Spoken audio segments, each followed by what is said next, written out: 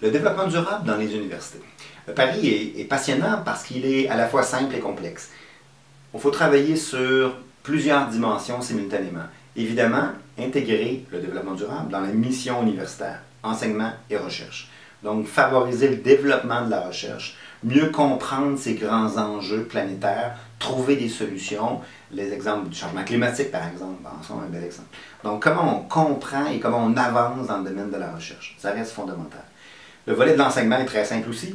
Comment on forme des spécialistes de l'environnement et du développement durable, des questions qui ne se posaient pas il y a 20 ou 30 ans et qui aujourd'hui répondent à un besoin sociétal extrêmement présent. Mais en même temps, on va maintenant un peu plus loin.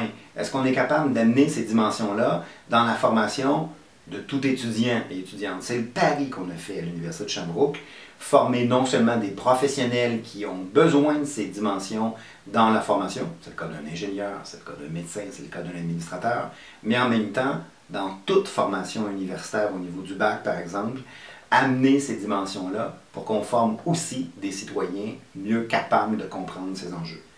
Ces trois dimensions, l'enseignement, la recherche, mais bien sûr la gestion universitaire, donc comment la gestion de nos campus universitaires plutôt, comment gérer ces espaces-là en intégrant ces différentes dimensions. Donc c'est des cas plus classiques, la gestion de l'eau, la question des gaz à effet de serre, la question de l'énergie, comment mieux intégrer ces dimensions pour minimiser notamment l'empreinte environnementale, comment faire de l'approvisionnement qui est le plus responsable possible. Et puis les paris ensuite, c'est d'intégrer le tout.